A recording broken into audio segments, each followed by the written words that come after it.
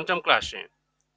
আজকের ক্লাসে আমি দেখাবো যে কিভাবে আপনি রেক্ট্যাঙ্গেল টুল ব্যবহার করবেন। তো ফটোশপ থেকে আমরা যদি যে কিবোর্ড থেকে ইউ প্রেস করি তাহলে আমাদের যে রেক্ট্যাঙ্গেল টুলটি রয়েছে সেটা সিলেক্ট হয়ে যাবে। তবে এখানে মাউস দ্বারা রাইট বাটন ক্লিক করলে আরও 6টি অপশন দেখা যাবে। তবে শেষবার আপনি যেই টুলটি সিলেক্ট করে রাখবেন আপনি ইউতে প্রেস করলে সেই টুলটি এখানে শো করবে। তো এখানে আমরা প্রথম যেই টুলসটি রয়েছে রেক্ট্যাঙ্গেল টুল, আমরা এই টুলটি নিয়ে কাজ করব। তো আমরা এখানে মাউস দ্বারা ক্লিক করে রেক্ট্যাঙ্গেল টুল সিলেক্ট করলে আমাদের রেক্ট্যাঙ্গেল টুলটি সিলেক্ট হয়ে যাবে। যে কোনো শেপ টুল সিলেক্ট করলে উপরে কন্ট্রোল বারে দেখুন আরও কিছু অপশন রয়েছে। এই অপশনগুলো দ্বারা আমরা এই রেক্ট্যাঙ্গেল টুলটি কন্ট্রোল করতে পারবো।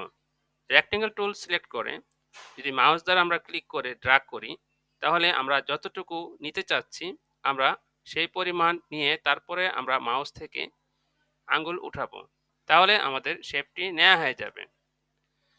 তো এখানে কালারটি ডিফল্টভাবে ব্ল্যাক কালার সিলেক্ট করা রয়েছে, তো আমরা চাইলে অন্য কালারও দিতে পারবো। আবার এই যে শেপটি এটা আপনার আয়তাকার অবস্থায় রয়েছে। আমরা যদি কিবোর্ড থেকে শিফট বাটন ক্লিক করে মাউস দ্বারা ড্র্যাগ করি তাহলে দেখুন এটা স্কোয়ার শেপ নিয়েছে। তো এভাবে আমরা আয়তাকার শেপও নিতে পারি, আবার স্কোয়ার শেপও নিতে পারি। আবার আপনি চাইলে এভাবে লম্বালম্বি শেপ নিতে পারেন, এভাবে হরিজন্টালভাবে লম্বালম্বি শেপও নিতে পারেন। আর আমরা যদি এখানে মাউস দ্বারা ক্লিক করি তাহলে এখানে একটি পপ আপ বক্স আসবে। এখানে আপনি আপনার ইচ্ছে মতো সাইজ লিখে দিয়েও আপনি শেপ নিতে পারেন। তা আমরা যদি এখানে 100 পিক্সেল এবং 100 পিক্সেল টাইপ করে দিই, এখানে চাইলে এই টিক মার্কটি উঠিয়ে দিলে সেটা যে কোনো জায়গায় হতে পারে। তা আমরা সেন্টারে রাখছি এবং ওকে বাটনে ক্লিক করছি। দেখুন আমাদের একটি শেপ এখানে তৈরি হয়েছে। আমরা যদি আবারও ক্লিক করি এবং এখানে যদি লিখি যে 100 আর এখানে যদি লিখি আমি 200, দেখুন আমাদের আরও একটি শেপ তৈরি হয়েছে। শেপ যখন আমরা নেব তখন ডান পাশে দেখুন আমরা যদি এই যে লেয়ার এই অপশনে ক্লিক করি দেখুন প্রত্যেকটি শেপের আন্ডারে অনেকগুলো লেয়ার তৈরি হয়েছে। তো আমরা এখান থেকে যে কোনো লেয়ার সিলেক্ট করে যদি কিবোর্ড থেকে ডিলিট বাটন ক্লিক করি আমাদের লেয়ারটি ডিলিট হয়ে যাবে, অথবা কিবোর্ড থেকে যদি ব্যাক স্পেস এই অপশনটিও ক্লিক করেন তাও ডিলিট হয়ে যাবে। অথবা আপনি যদি এখানে লেয়ারটি সিলেক্ট করে নিচে দেখুন একটি বিন অপশন রয়েছে, আমরা এই বিন অপশনে ক্লিক করলেও লেয়ারটি ডিলিট অপশন চলে আসবে। আমরা এখান থেকে ইয়েস দিলে লেয়ারটি ডিলিট হয়ে যাবে। তা আমি সবগুলো লেয়ার যদি একসাথে ডিলিট করতে চাই এখানে যে মুভ টুল অপশনটি রয়েছে আমরা যদি এটা সিলেক্ট করে এখান থেকে লেয়ারটি কন্ট্রোল দিয়ে বা শিফট দিয়ে আমরা যদি সবগুলো একসাথে সিলেক্ট করি এবং ডিলিট বাটনে ক্লিক করি আমাদের সবগুলো লেয়ার একসাথে ডিলিট হয়ে যাবে। তো আমি আবারও যে রেক্ট্যাঙ্গেল টুলটি সিলেক্ট করে নিচ্ছি। এখন দেখুন উপরের দিকে কতগুলো অপশন শো করছে। তো প্রথম যে অপশনটি রয়েছে শেপ, তো শেপের আন্ডারে 3টি অপশন রয়েছে শেপ, পাথ এবং পিক্সেল। শেপ অপশনের ভিতরে পিক্সেল এবং পাথ দুটি অপশনই কাজ করে। পাথে শুধুমাত্র পাথের কাজই থাকে এবং পিক্সেলে শুধুমাত্র পিক্সেলের কাজই থাকবে।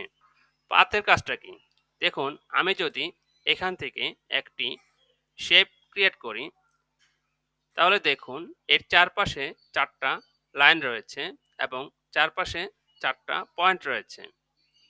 এই পয়েন্টগুলোকে বলা হয় অ্যাঙ্কর পয়েন্ট।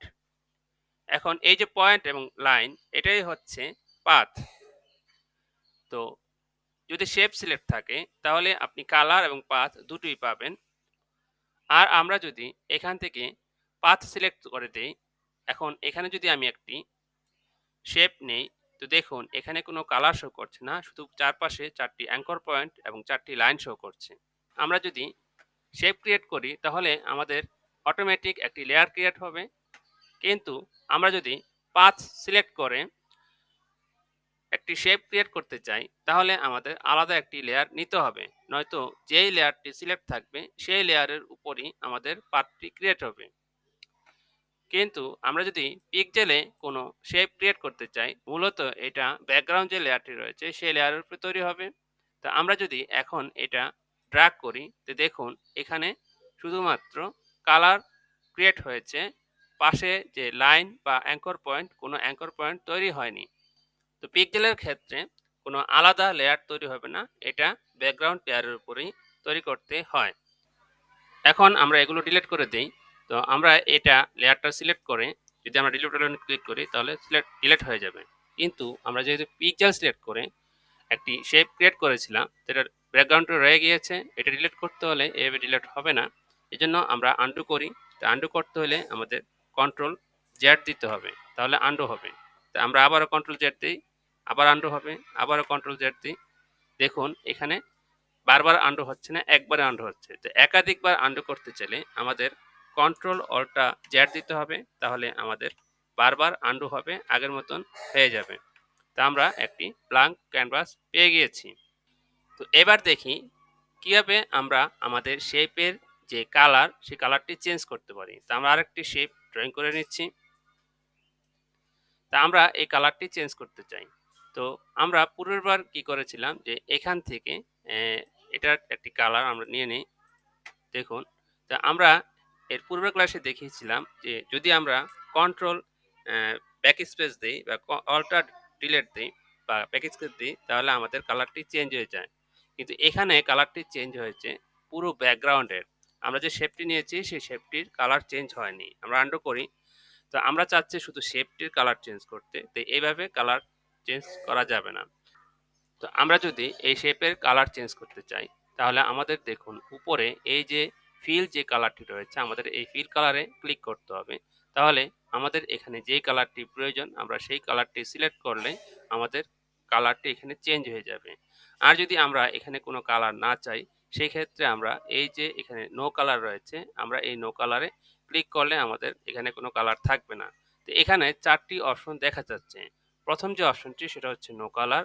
দ্বিতীয় যে অপশনটি সেটা হচ্ছে সলিড কালার, আমরা যে কালারটি সিলেক্ট রাখবো সেই কালারটি এখান থেকে সিলেক্ট করে দেব। তারপর যে বিষয়টি রয়েছে সেটা হচ্ছে গ্রেডিয়েন্ট। তো এখানে গ্রেডিয়েন্ট একটি অপশন রয়েছে। তো অন্য ক্ষেত্রে আমরা এই গ্রেডিয়েন্ট অপশনটি কাজে লাগাতে পারবো, কিন্তু যখন আমরা শেপের কোনো গ্রেডিয়েন্ট কালার চেঞ্জ করব, তখন আমার এই গ্রেডিয়েন্ট অপশন দ্বারাই চেঞ্জ করতে হবে।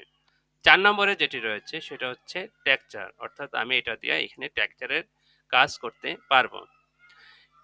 এরপর আমরা যদি ইচ্ছেমতো কালার চেঞ্জ করতে চাই, সেই ক্ষেত্রে আমাদের ডান পাশে 5 নম্বর যে অপশনটি রয়েছে, আমাদের এই 5 নম্বর অপশনটি ক্লিক করতে হবে। যে এখানে আমাদের একটি কালার পিকার আসবে। আমরা এখান থেকে কালার, ইচ্ছেমতো কালার, আমাদের পছন্দমতো যে কালারটি দরকার আমরা সেই কালারটি নিয়ে লাইট বা ডার্ক, তখন আমরা ওকে দিলে আমাদের কালারটি চেঞ্জ হয়ে যাবে। তো চতুর্থ ক্লাসে আমরা কালার কিভাবে অ্যাপ্লাই করতে হয় দেখিয়েছি, আপনারা সেখান থেকে বিস্তারিত আরো জেনে নেবেন। তো এই যে এখানে যে লেয়ারের এই পাশে যে ছোট যে বক্সটি দেখতে পাচ্ছেন, এখানে যদি আমরা ডাবল ক্লিক করি তাহলে এখানেও আমাদের কালার পিকার শো করবে। এখান থেকেও আমরা কালার চুজ করতে পারি। তারপর এর পাশেই যে অপশনটি রয়েছে সেটা হচ্ছে স্ট্রোক।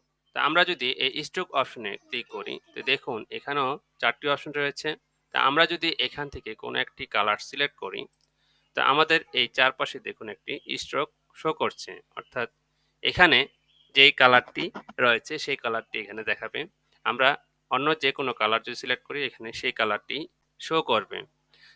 তারপরে স্ট্রোকের পাশে যে অপশনটি রয়েছে, অর্থাৎ স্ট্রোকটি কতটুকু মোটা করবেন, চিকন করবেন না মোটা করবেন সেটা দেখাচ্ছে। এখান থেকে আপনি চাইলে পয়েন্ট চেঞ্জ করেও আপনি দিতে পারেন। যেমন 1 দিয়ে যদি আমি এন্টার দিই তাহলে দেখুন আমাদের স্ট্রোকটি চিকন হয়ে গেল। তো এভাবে আমরা এই যে এই অপশনেও ক্লিক করে ডানে বামে নিলে আমরা স্ট্রোক মোটা চিকন করতে পারবো। তার পাশেই আরেকটি অপশন রয়েছে, অর্থাৎ স্ট্রোকটি আপনি কি ধরনের চান, অর্থাৎ সলিড কোনো কালার আমরা যদি এটি দিই তাহলে আমরা একটু স্ট্রোকটা মোটা করে নিই, মোটা করলাম। তারপর আমরা এখান থেকে সলিড কালার দিলে অর্থাৎ আমাদের এরকম স্ট্রোক হবে। আমরা যদি 2 নম্বর অপশনটি সিলেক্ট করি তাহলে দেখুন এখানে অনেকগুলো ভাগ করা স্ট্রোক দেখতে পারবেন। আর যদি 3 নম্বরটি দিই তাহলে এখানে ডট আকারে স্ট্রোকগুলি আসবে। তো এখানে আরেকটি অপশন রয়েছে, মোর অপশন দেখতে পাচ্ছেন। এখান থেকে আমরা চাইলে এই যে স্ট্রোকগুলো আমরা কেমন চাচ্ছি, যেমন ৪ আর ২ অর্থাৎ এটা বড়, ফাঁকা ছোট। আর আমরা যদি এটা ২ দিয়ে দিই, ওকে দিলাম, তাহলে দেখুন আমাদের স্ট্রোকগুলো ফাঁকা এবং স্ট্রোক এক সমান হয়ে গেল। তো নিচে আরো ৩ টি অপশন রয়েছে। তো এই অপশনটি দেখানোর জন্য আমাদের আমরা সলিড কালার সিলেক্ট করে নেই। তারপরে দেখুন আমরা যদি অ্যালাইন অপশনে ক্লিক করি, তো এই যে ১ম যে অপশনটি এটা যদি দেই, অর্থাৎ এই স্ট্রোকটি আমাদের শেপের ভিতরেও হবে। আমরা মাঝখানের যে অপশনটি সেটা যদি সিলেক্ট করি, তো স্ট্রোকটি শেপের অর্ধেক বাইরে হবে আর অর্ধেক ভিতরে হবে। আর যদি আমরা ৩ নম্বর অপশনটি সিলেক্ট করি, তাহলে কন যে স্ট্রোকটি সেটা শেপের বাইরে তৈরি হবে। ক্যাপস যে অপশনটি রয়েছে এটা আমাদের প্যান টুল দেখানোর সময় দেখাতে হবে। তা আমরা শেষ অপশনটিতে যাই, কর্নার। তো এই কর্নার অপশনে যদি যাই, এখানে দেখুন আমরা যদি এটা ১ম সিলেক্ট করি, আমাদের চারপাশে কর্নার তৈরি হবে। দ্বিতীয়টা সিলেক্ট করলে আমাদের কর্নারটি রাউন্ড হবে। আর ৩ নম্বর যে অপশনটি রয়েছে করলে সেটা হচ্ছে পলিগনাল হবে। তো আমি কর্নারে রেখে দিচ্ছি এবং বাইরে ক্লিক করছি। এখন এই যে ডান পাশে আরো ২ টি অপশন রয়েছে, একটা হচ্ছে হোয়াইট আর একটা হচ্ছে হাইট। অর্থাৎ এই যে সাইজটি আমি নিয়েছি, আমরা চাইলে এই সাইজটি কাস্টমাইজ করতে পারি। এখানে আমরা ২৯৬ আছে। আমি যদি এখানে হাইট যদি লিখি যে ৩৫০ এবং এন্টার দিলাম, দেখুন এখানে সাইজটি চেঞ্জ হয়ে গেল। তারপরে এই যে অপশনটি দেখতে পাচ্ছেন, আমরা যদি এই অপশনে ক্লিক করি, তা আমাদের এখানে আরো কিছু অপশন রয়েছে। ১ম যে অপশনটি সেটা হচ্ছে নিউ লেয়ার। আমরা যদি এই অপশনটি ক্লিক করে রাখি, তখন আমরা যদি শেপ টুলে কাজ করি, আমাদের প্রত্যেকটা শেপের জন্য আলাদা আলাদা লেয়ার তৈরি হবে। দ্বিতীয় যে অপশনটি রয়েছে এটা হচ্ছে কম্বাইন শেপ। অর্থাৎ আমরা যদি এই শেপটি সিলেক্ট করে রাখি, এখন আমরা যদি এখানে একটি শেপ ড্রয়িং করি, তো দেখুন এখানে যদি লেয়ার অপশনে ক্লিক করি, তো আমাদের ওই পূর্বের লেয়ারেই এই শেপটি এবং এই শেপটি পাশাপাশি তৈরি হলো। অর্থাৎ একই লেয়ারে ২ টি শেপ তৈরি হইল। ৩ নম্বর যে অপশনটি রয়েছে সেটা হচ্ছে সাবট্রাক্ট ফ্রন্ট শেপ। অর্থাৎ আমি যদি এখানে এখন সিলেক্ট করলাম, আমি যদি এখানে একটি শেপ ড্রয়িং করি, তো দেখুন এটা পূর্বের শেপ থেকে এই শেপের যে অংশটুকু বাদ হয়ে যাবে, মাইনাস হয়ে যাবে। তো আমি এটা দেখুন এখানে এতটুকু অংশ মাইনাস হয়ে গিয়েছে। তারপরে আমরা আরেকটা অপশন দেখি, ক্লিক করলাম ইন্টারেক্ট শেপ অ্যাক্সিস। অর্থাৎ আমরা যদি এই অপশনে ক্লিক করি, তো দেখুন কি হচ্ছে যে আমাদের ২ টা শেপের মাঝখানে যে কমন অংশটুকু থাকবে আর বাকি অংশটুকু বাদ হয়ে যাবে। এই আশেপাশে বাদ যে অংশটুকু রয়েছে, এই অংশটুকু বাদ দিতে চাইলে আমাদের এই অপশনের নিচের দিকে মার্জ শেপ কম্পোনেন্ট এই অপশনে ক্লিক করলে আমাদের ইয়েস দিলাম, এই পাথ অপশনটুকু চলে গেল। তো আমরা আবারও রেক্টেঙ্গল শেপ সিলেক্ট করলাম এবং এখান থেকে যে এক্সপ্লোড ওভারল্যাপিং শেপিং সিলেক্ট করলাম। তো এর কাজটা আমরা বলে নেই যে এই কাজটা একসাথে ২ টি কাজ করে। অর্থাৎ নিউ লেয়ারে একটি শেপ তৈরি করে, আবার সাবট্রাক্ট ফ্রন্ট শেপ যেই অপশনটি কাজ রয়েছে সেই কাজটিও করে। তো আমরা এখান থেকে একটি শেপ ড্রয়িং করলাম। আবার দেখুন ড্রয়িং করলাম। আমরা কিন্তু এখানে নিউ লেয়ারে আমাদের শেপ তৈরি হলো। আবার এর ভিতরে আমরা যদি আবারও এভাবে একটা শেপ তৈরি করি, তো দেখুন এটা কিন্তু সাবট্রাক্ট হলো। অর্থাৎ এটা একসাথে ২ টি কাজ করলো। একটি নতুন শেপ তৈরি করলো, আবার সেই শেপের মাঝখানে একটি অংশ প্লেট করে দিল। এটাই হচ্ছে ওভারল্যাপিং যে শেপ তার কাজ।